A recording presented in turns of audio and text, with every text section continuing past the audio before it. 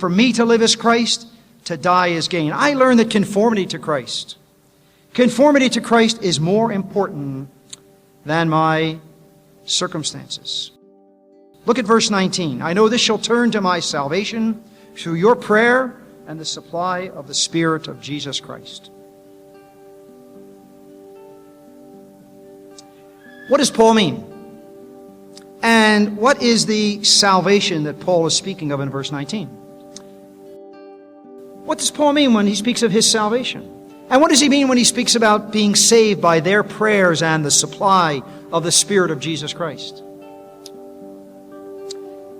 This is the secret to why Paul did not become bitter, why Paul did not become angry, why Paul did not become discouraged, why Paul did not become depressed, why Paul did not hang up his Bible bag.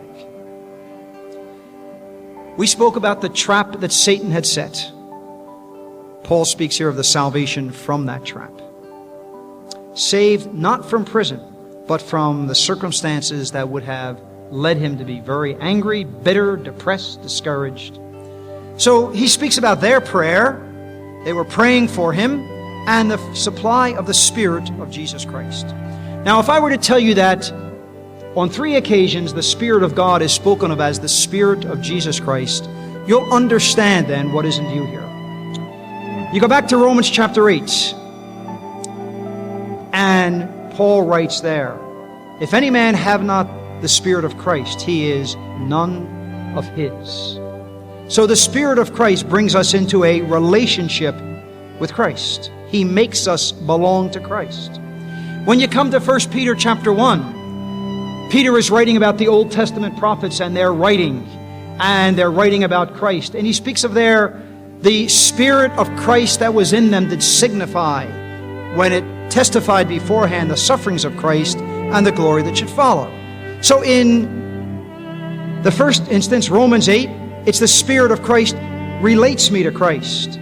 In 1 Peter chapter 1, it's the Spirit of God who reveals Christ to me. The Spirit of Christ which was in them did signify when it was speaking of the sufferings of Christ and the glory that should follow.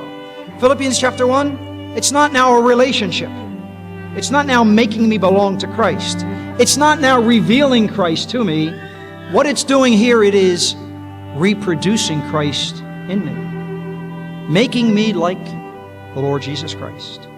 Paul says the Spirit, He is supplying to me all that I need to become more and more like Christ.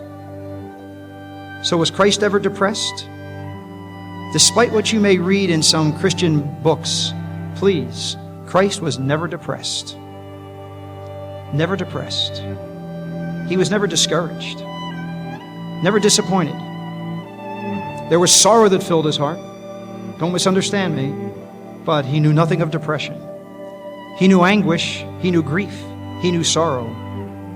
But Paul is saying, the Spirit of God is making, the Spirit of Christ is making me more and more like Christ amidst my circumstances.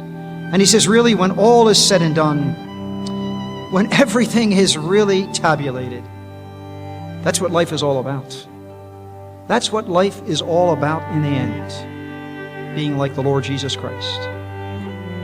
There are very, very few things you and I will take from earth to heaven, from earth to eternity. One of them will be the character that I shouldn't say you have molded. One of them will be the character you have allowed God to mold of likeness to the Lord Jesus Christ. I know we will be totally conformed, as chapter 3 will tell us, but right now God is in the business of molding us and making us. And sometimes it means breaking us to make us. And so Paul recognized that not just as the cause of Christ more important than I am, and not just as conformity to Christ more important than I am, but he wants us to know as well that capability from Christ is more important than is greater than my natural strength.